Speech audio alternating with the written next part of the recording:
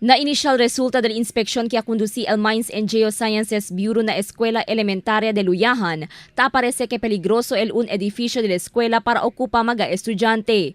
Según con el geologist del MGB Daryl Mejero Diaz, puera que cerca el edificio na gulot onde tiene posibilidad mantimpak el chera, visible también edificio magarahadura.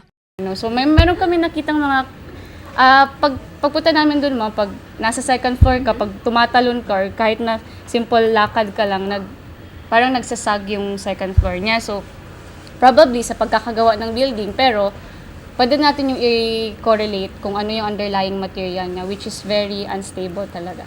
Según con el maestra y na mismo tiempo presidente del Teachers Association na Eskwela Christine Gaduyon, tas hindi según sila que tamobe el edificio si tiene tapas sa mga grande truck na kamino. Tamobe también según el piso si tiene actividad mga bata onde tarikiri movimiento. Si tiene mga heavy equipped vehicles na pasa ali ese na newly constructed road di atun tamo begad ele, as well as si tiene mga activities mga bata like jumping activities, tiene to mga group activities wherein required movement ko mga bata, you can really feel tamo mo begad el building.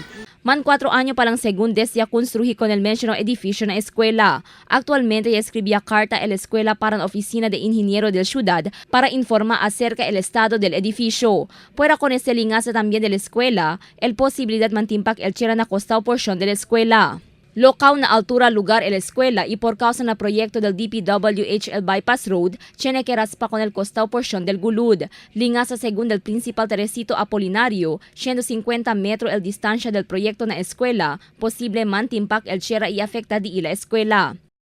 Previously, kung ano pasipasal ko no bypass, doon may kan kamo ko na tiene threat kay tiene kwan ba. Because of that bypass, mga 50 meters na sa away kanamo na kin eskwela, el building ni relang kunay sa bakasi po del tierra man kuan akil man Europe na poco-poco tan sil building kada malo apekta tan se. Actualmente talina 1,000 el población del estudiante na Luyahan Elementary School.